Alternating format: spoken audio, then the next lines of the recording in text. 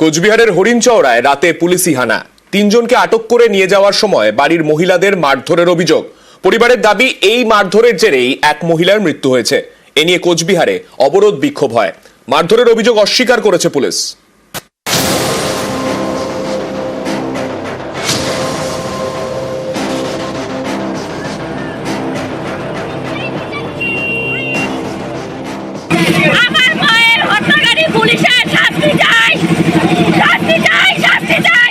আপাতত যেটা আমাদের কাছে যেটা খবর আছে, কোন রকম ইনজুরি নেই, কোনো মারধরের গল্প আসাদ এখন অব্দি আমাদের কাছে আসেনি। বাড়িতে ঢুকে পুলিশের মারধর, তার জেরে মহিলার মৃত্যু। এই অভিযোগে শনিবার পথ অবরোধ বিক্ষোভ কোচবিহারে। ঘটনার সূত্রপাত বৃহস্পতিবার রাতে।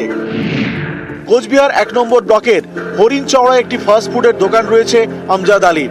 তার পরিবারের দাবি, বৃহস্পতিবার রাতে সে দোকানের সামনে পুলিশের গাড়ি ধুচ্ছিলেন চালক। এই নিয়ে পুলিশের গাড়ি চালকের সঙ্গে বচসা বাঁধে আমজাদের, তখনকার মতো মিটেও যায়। এরপর শুক্রবার রাতে নাকি আমজাদের বাড়িতেও চড়াও হন কোতোয়ালি থানার কয়েকজন পুলিশ কর্মী। অভিযোগ, বাড়ির পুরুষ সদস্যদের মারধর করেন। এরপর আমজাদ সহ 3 পুরুষ সদস্যকে থানায় নিয়ে যেতে চায়। অভিযোগ, বাড়ির মহিলারা বাধা দিলে তাদের মারধর করা হয়। এরপর পরিবারের 3 জন পুরুষ সদস্যকে পুলিশ থানায় নিয়ে যায় বলে অভিযোগ। শুক্রবার রাতেই মৃত্যু হয় আমজাদের মা বছর 55 আম্বিয়া বিবির।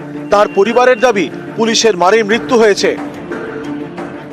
আচমকা 12টা 45 নাগাদ পুলিশের 5টা গাড়ি এসে, কোনো মহিলা পুলিশ নেই, পুরুষ পুলিশ আচমকা আমাদের বাড়িতে ঢুকে হামলা করে। আমার মা, আমার 2 ভাই, আমার বাবাকে পুরে পিটায়, মানুষকে গুন্ডার মতো করে পিটে বাড়ির ভিতরে এমনকি হত্যা করে।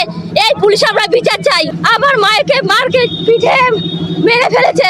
ভিডিওগ্রাফির আন্ডারে প্রপার পোস্টমর্টম হবে এবং basic on the post-mortem will progress further. কিন্তু আপাতত যেটা আমাদের কাছে যেটা খবর আছে, কোন রকম ইনজুরি নেই, কোনো মারধরের গল্প আসাদ এখন অব্দি আমাদের কাছে আসেনি। Since the death is related to arrest, subsequently উনি মারা গেছেন। তো এই জন্য আমরা ভিডিওগ্রাফি করে পোস্টমর্টম আন্ডার এক্সিকিউটিভ ম্যাজিস্ট্রেটগুলো যে প্রসেস করা হয় সেই প্রসেসে আমরা পিএম করাচ্ছি।